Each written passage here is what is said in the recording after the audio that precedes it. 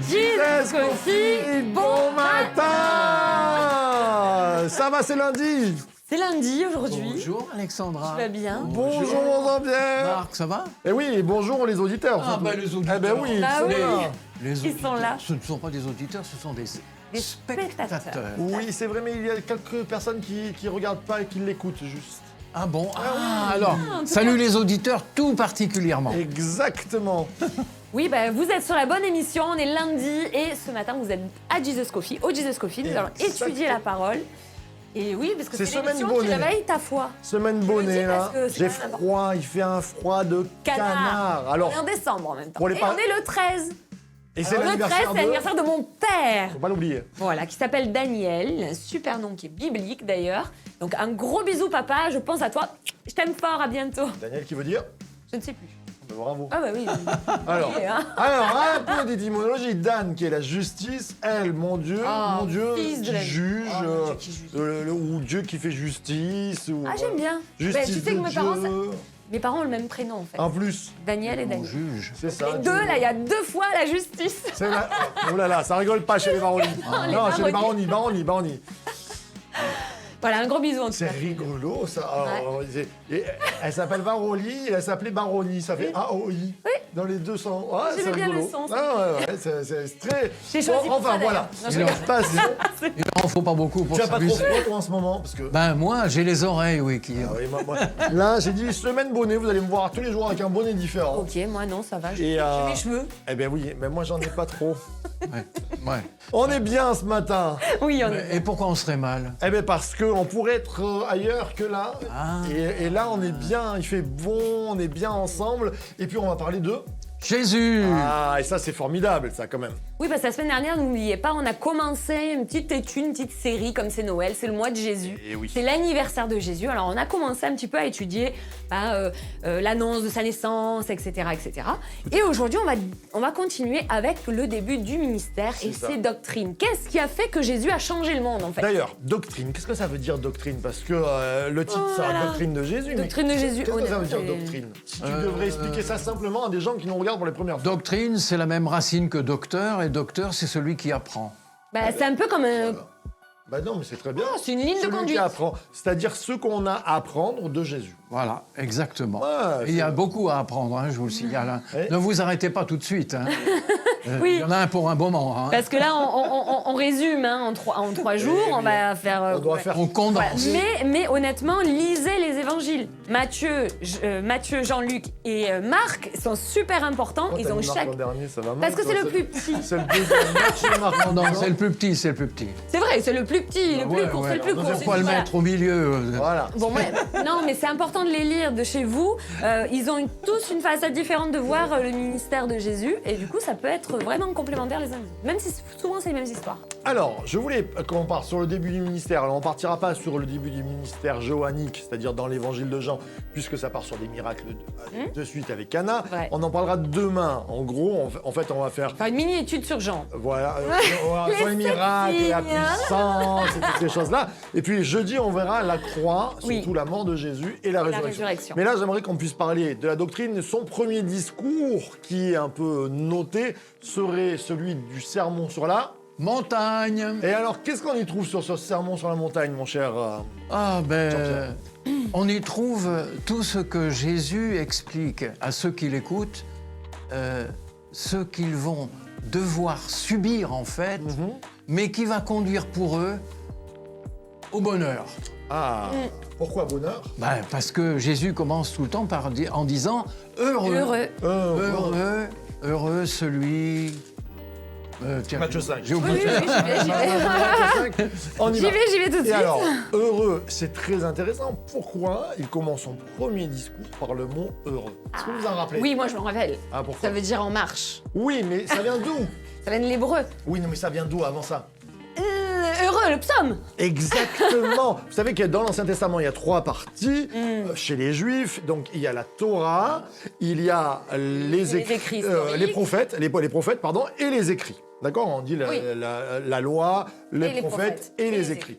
Et le livre des écrits, qui est un peu un redépart, si on prend, le psaume 1 commence par heureux l'homme. Heureux celui, heureux l'homme qui... Et là, Jésus fait un départ. Comme pour s'appuyer sur l'Ancien Testament, il fait le pont entre l'Ancien Testament et il va faire ce pont en disant son premier discours heureux. On pourrait le lire ensemble.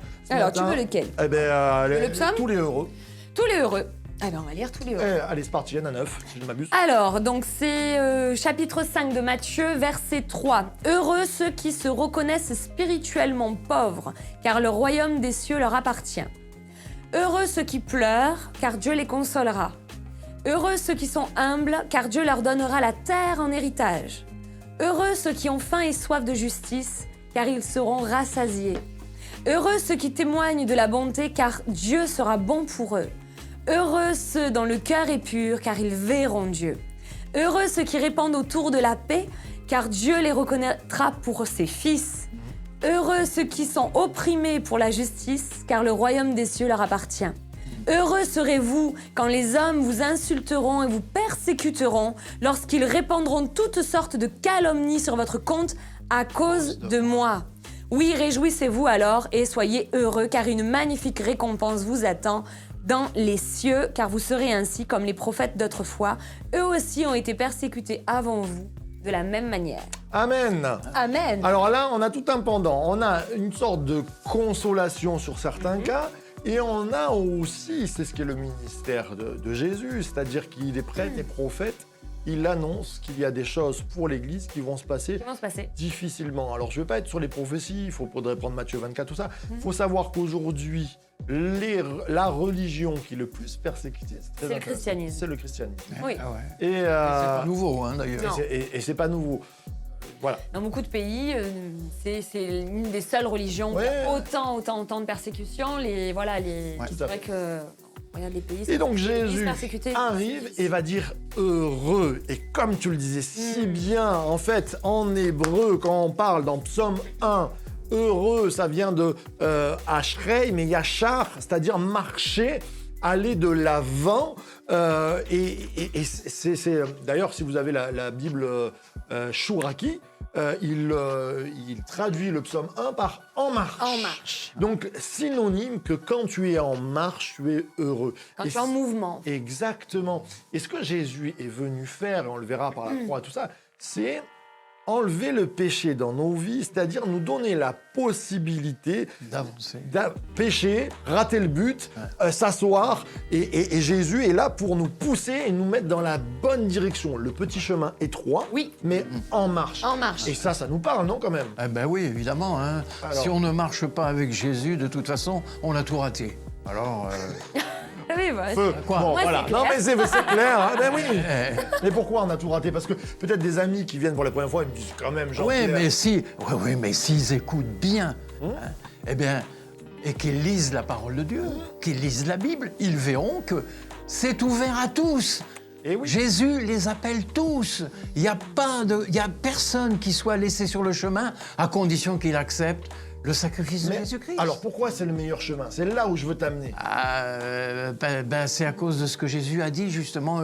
Le chemin étroit, il mène à la vie, tandis que le chemin large, il y en a beaucoup qui l'empruntent, mais ils vont à la perdition. Et oui, Jésus mène à la vie. Alexandra, Amen. En marche, ça te parle toi aussi? Alors ça me parle pas uniquement parce que c'est le slogan d'un certain parti qui l'ont piqué à Jésus, peut-être, je ne sais pas. Pourquoi? Parce qu'en fait, je pense que quand on est en mouvement avec Jésus, en fait, pour moi, Jésus, c'est pas qu'un homme historique. Il a changé le monde, en fait. Il a changé l'histoire. D'ailleurs, on en parlait la semaine dernière. Il y a une date, le jour de sa naissance, enfin, en tout cas... Avant et après. Avant Jésus-Christ, après Jésus-Christ. C'est-à-dire qu'il a marqué le monde. Je crois qu'à partir du moment où on réalise qui est Jésus et où on tombe amoureux, on tombe en love un peu avec lui...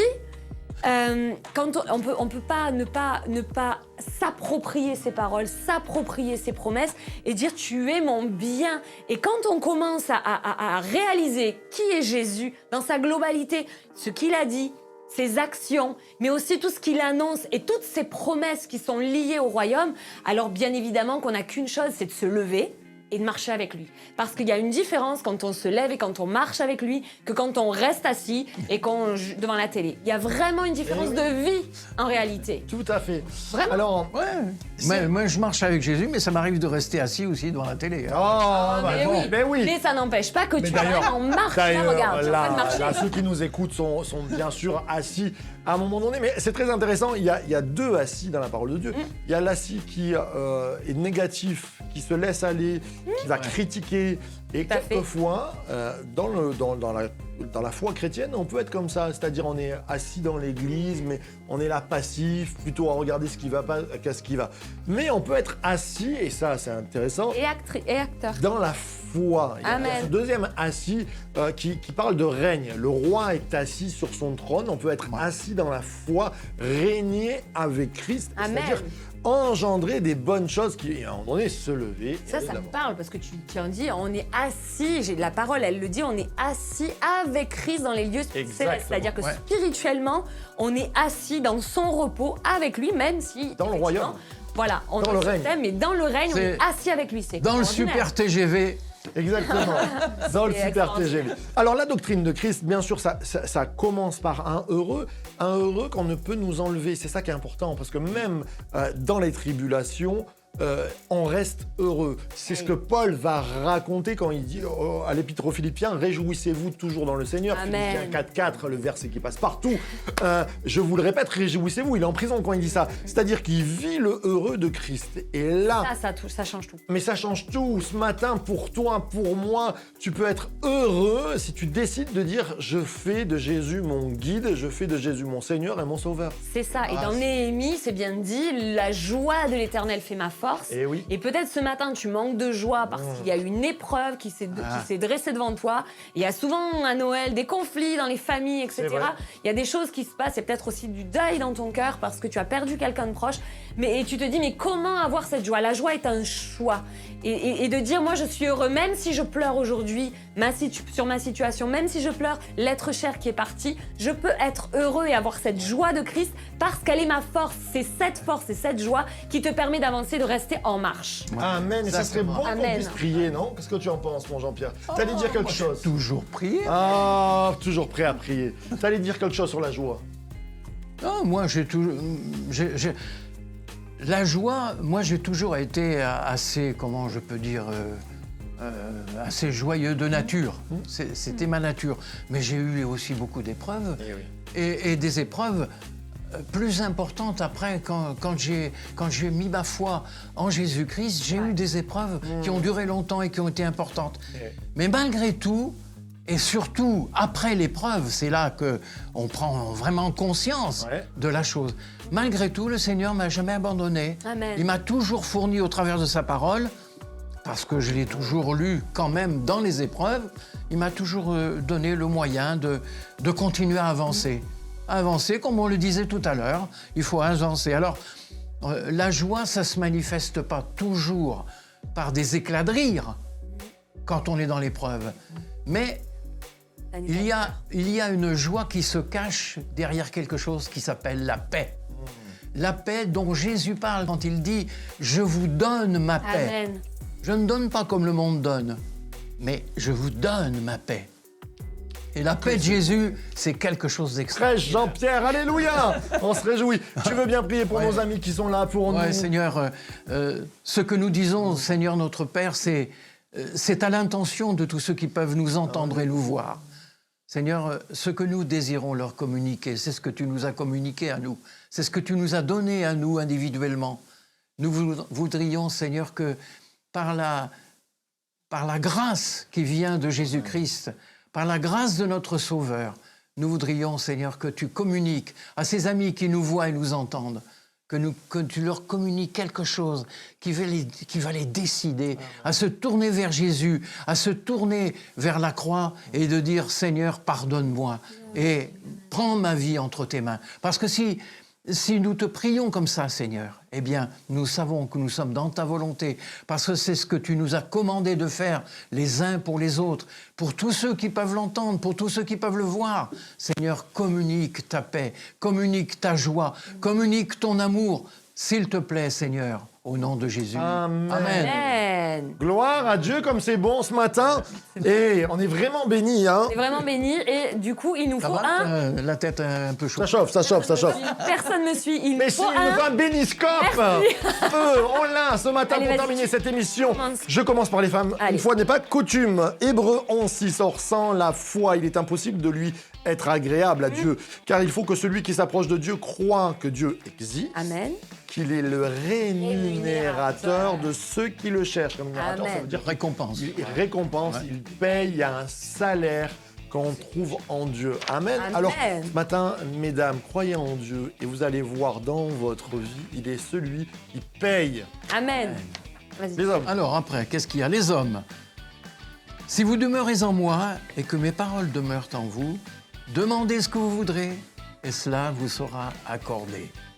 Amen. Voilà, vous avez le désir d'entrer dans la paix et dans la joie. Eh bien, demandez-le au Seigneur et il vous l'accordera. Amen. Pour les couples, le psaume 21 dit « Tu lui as donné ce que désirait son cœur et tu n'as pas refusé ce que demandaient ses lèvres. » Ce matin, je vous conseille de vous unir en tant que couple, homme, femme, mari et femme. Vous placez et ce que vous avez dans le cœur et que vous déclarez de votre bouche, alors le Seigneur vous le donnera. Oh, comme c'est bon. Amen. On est bien. Les célibataires. Alors, Romains 8:28 nous dit nous savons du reste que toute chose concourt ou coopère ensemble au bien de ceux qui aiment Dieu, de ceux qui sont appelés selon son dessein. Quelquefois, on se dit oh là là, en tant que célibataire ou dans notre situation, c'est pas facile, mais Dieu met des choses en place pour qu'au bout, tu puisses trouver la solution. Amen. Alors, les jeunes. 1 Jean 14-15. 1 Jean 5, 14-15. Nous avons auprès de lui cette assurance que si nous demandons quelque chose selon sa volonté, Amen. il nous écoute. Et si nous savons qu'il nous écoute, quelque chose que nous demandions, nous savons que nous possédons la chose que nous lui avons demandée. Alléluia. Amen. Et puis pour les seniors, Les Et pour les Alexandra, seniors, c'est moi qui dis on termine. la primeur. Recommande ton sort à l'Éternel, mets en lui ta confiance et il agira. Tu es dans ses mains depuis peut-être longtemps, mais mets en lui ta confiance. Il va agir dans ta situation. C'est le psaume 37. Recommande ton sort à l'Éternel. Recommande ton sort à l'Éternel. Recommande ton sort à l'Éternel. Et il agira. Et il agira. Source de vie de Church to be. Bye bye, demain. Bye bye.